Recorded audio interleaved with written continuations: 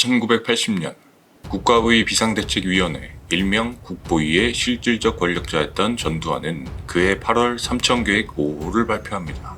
당시 국가보위 비상대책위원회 즉 국보위는 서울시 종로구 삼청동에 위치해 있었기 때문에 국보위가 발표하는 계획을 삼천계획이라고 불렀죠. 삼천계획 1호는 권력형 부정축제자 척결, 2호는 정치비리자 척결, 3호는 고급 공무원 숙청, 4호는 3급 이하 공직자 숙청이었고, 이러한 계획들에 따라 전두환을 필두로 한 신군부 세력은 7월까지 장차관급 인사 38명, 고위공무원 223명, 공무원 1만 7천여 명을 해임시키며 자신들의 권력 기반을 다지고 있었죠.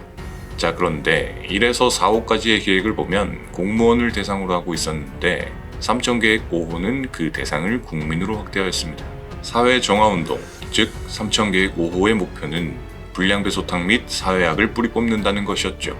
계획의 실행 전 삼천계획 5호의 성공적 완수를 위하여 몇 주 전부터 소탕 대상의 조직폭력배 및 불량배 리스트를 선제적으로 작성해놓고 전국의 각 파출소로 배부합니다. 때문에 명령이 내려온 이후 신속한 검거가 이루어지기 시작했죠. 하지만 문제는 여기서 발생했습니다. 검거의 대상이었던 폭력배 혹은 현행범의 애매한 기준 탓에 범죄 전력이 있는 전과자나 아무런 죄 없는 무고한 시민들, 심지어는 학생들까지 마구잡이로 잡아가기 시작한 것이었죠. 실제로 2023년 2월 진실화웨이 조사 결과에 따르면 청소년 600여 명이 삼천교육대에 강제 입소된 사실이 밝혀진 바가 있었죠. 이렇게 무고한 사람들까지 피해를 입게 된 이유는 어떻게 보면 당연한 결과였습니다. 당시 국보의 지침상의 검거 대상은 개전의 정의 없이 주민의 지탄을 받은 자, 불건전한 생활 영위자 중 현행범과 재범 우려자, 사회풍토 문란 사범과 사회질서 저해 사범 등이었는데 얼핏 봐도 명확히 어떤 사람을 지칭하는 것인지 알 수 없었죠. 불건전한 생활 영위자라든가 주민의 지탄을 받은 자를 누가 어떤 기준으로 구분할 수 있었을까요? 때문에 길거리에서 침을 뱉다가 걸려서 잡혀가고 술에 취해 소리를 지르다가 잡혀가고 검문 중에 신분증을 소지하지 않아서 잡혀가는 등 사소하다 못해 어이가 없는 이유로 실제 검거 대상자를 벗어난 무고한 사람들이 끌려간 경우가 많았습니다. 국방부 자료인 계엄사에 따르면 삼천교육대에 징집된 사람들 중 대졸자는 1.6%인 반면에 조졸은 48.6%였다고 하는데 이 비율만 봐도 사회적으로 힘이 없는 사람들이 무작위 검거에 휘말릴 가능성이 높았다는 것을 알 수 있습니다. 물론 범죄자 또는 불량배들이 끌려간 경우가 많았던 것도 사실입니다. 그러나 초범이 22.3%였고 전과가 없는 사람의 비율도 35.9%에 달했죠. 여담으로 조두순 역시 삼천교육대에 끌려갔었다고 하는데 그가 90년대 이후 저지른 범죄들을 보면 쥐뿔만큼의 교화도 되지 않았음을 알 수 있죠. 삼천교육대의 진정한 목적이 범죄자 교화가 아니라 신군부 정권의 권력 공고였기 때문은 아니었을까 생각해봅니다. 무고한 사람들이 피해를 보게 된 또 다른 이유는 각 경찰서의 과도한 충성 경쟁 때문이었는데 당초 국보위가 계획한 검거 인원은 2만여 명이었으나 경찰서마다 검거 할당량 지시가 내려지고 충성 경쟁으로 그 할당량을 과도하게 넘어설 만큼 무리한 검거가 이어지면서 2주 만에 3만여 명이 검거되었고 약 6개월의 검거 기간 동안 6만여 명이 영장 없이 체포되게 됩니다. 일단 붙잡히게 된 사람들은 A, B, C, D의 4등급으로 나누는 등급 심사를 받게 되었는데 A급으로 분류되는 경우 군사재판에 회부되었고 B급은 순화교육 후 근로봉사, C급은 순화교육 후 사회복귀, D급은 훈방조치되었습니다. 즉 B, C급의 인원들이 삼천교육대 입소 대상이었던 것이죠. 총 6만 755명 중 A급으로 분류되어 군사재판에 회부된 인원은 3,252명이었고 D급으로 분류되어 훈방조치된 인원은 17,761명이었죠. 나머지 BC급으로 분류된 39,742명이 삼천교육대로 끌려가게 되었고 이들에 대한 이른바 순화교육은 1980년 8월 4일부터 1981년 1월 21일까지 21사단, 3사단, 12사단 등 전후방 26개 부대에서 10일차에 걸쳐 실시됩니다. 순화교육 기간은 기본적으로 4주임을 원칙으로 하되 죄질이 가볍거나 개과천선의 여지가 보이는 경우 2주 훈련 후 조기 퇴소가 가능하도록 하였죠. 4주라는 짧은 기간 동안 사람들이 죽어가고 미쳐가도록 몰아붙였던 삼천교육대의 그 악명 높은 이름 하에서 그 4주는 지옥과 같았을 것입니다. 삼천교육대 생활수칙은 다음과 같았습니다. 하나, 나는 교육대원의 명령에 절대 복종한다. 둘, 나는 신문 잡지 구독 및 라디오 텔레비전 시청을 금한다. 셋. 나는 공공시설을 애호하고 음주 및 흡연을 금한다. 넷. 나는 주면 주는 대로 먹겠다. 다섯. 나는 때리면 때리는 대로 맞겠다. 여섯. 나는 개인 행동을 일체 금한다. 이 수칙은 이른바 입소자들이 4주 동안 삼천교육을 받으며 반드시 배워야 했던 수련생 수칙이었습니다. 전태일 재단이 기증한 영등포 산업선교회의 1988년 증언에는 삼천교육대 입소 과정을 다음과 같이 기록하고 있습니다. 폭력배를 일소한다는 허울 좋은 명분과는 달리 검거된 사람들은 어용노조 간부의 멱살 한번 잡았다는 노동자, 체불임금을 내놓으라고 사장에게 대들었다는 노동자, 논에 물대는 문제로 싸웠다는 농민, 가족회의 중 언성을 높였다고 존속폭행죄를 뒤집어 쓴 이발사, 술값 외상이 조금 있다고 끌려온 사람, 공부하다가 바람 쐬러 잠깐 밖에 나갔다가 단속반과 마주친 재수생 등 법적 처벌 근거가 전혀 없는 사람들이 대부분이다.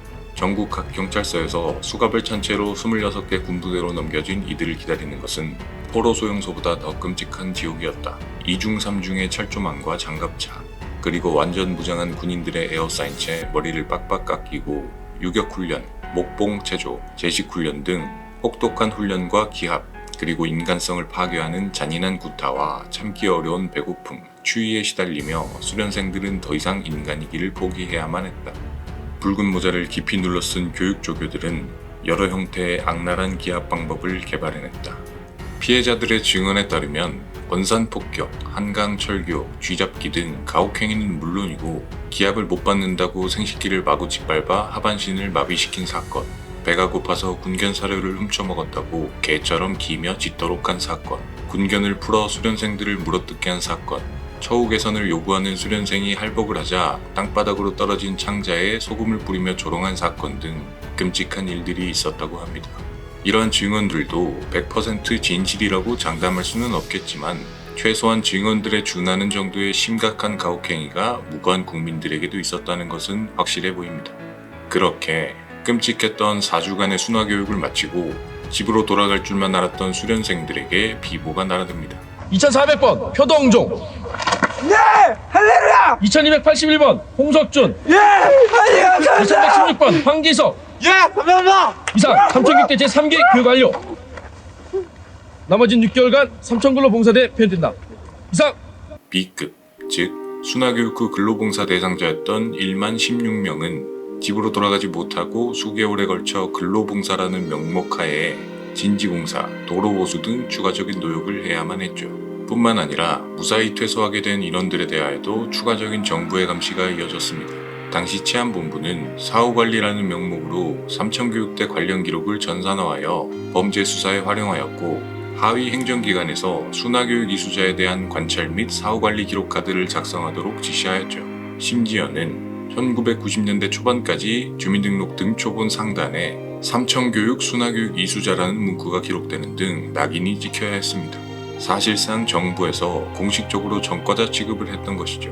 시간이 흘러 1988년 여소야대인 국회하에서 삼천교육대 내에서 일어난 가혹행위에 대한 국정감사를 실시합니다. 당시 국방부 발표에 따르면 교육 도중 사망한 사람만 54명, 교육 이후 후유증 등으로 사망한 사람만 397명, 정신장애를 얻게 된 사람이 2678명이었다고 합니다. 하지만 실제 삼천교육대 조교나 피해자들의 증언에 따르면 최소 1천여 명이 사망했을 것이라는 주장이 있죠. 50특위에서 전두환은 사회 안정을 위하여 삼천교육대를 설치했고 선의의 피해자가 생긴 것은 유감이다 라고 발언했고 특별담화를 통해 피해 보상을 약속했던 노태우 정부는 그 약속을 시효가 지났다는 이유로 지키지 않았습니다. 1996년 대법원이 시효 만료를 이유로 피해 보상 청구를 기각한 것이죠. 시간이 흘러 2004년 삼천교육 피해자의 명예회복 및 보상에 관한 법률이 시행되었고 2018년에는 삼천계획 5호의 근거였던 개헌보고 제13호가 위헌 판결을 받았으며 2020년 재판부는 삼천교육대에 끌려가 구타에 시달리던 도중 탈출을 시도하다 붙잡혀 징역을 살게 된 한일영 씨에게 40년 만에 과거 국가에 의해 헌법 질서가 유린되던 암울한 시기에 억울하게 복역한 것을 사과하며 무죄를 선고합니다. 이러한 조치로 인해 모든 피해가 보상되는 것은 아니겠지만 국가가 뒤늦게라도 잘못된 점을 인정하고 사과함으로써 피해자들의 억울함이 아주 조금이나마 해소될 수 있었을 것 같습니다. 범죄자는 엄하게 단죄하여야 하고 사회학은 뿌리 뽑아야 합니다. 하지만 무고한 국민들, 심지어는 당시 6.25 참전용사와 같이 국가에 헌신한 사람들까지 국가에 의해 되려 피해를 보는 일이 있었던 것은 잘못된 것이라고 생각하며 다시는 반복되어서는 안 될 역사라고 생각됩니다.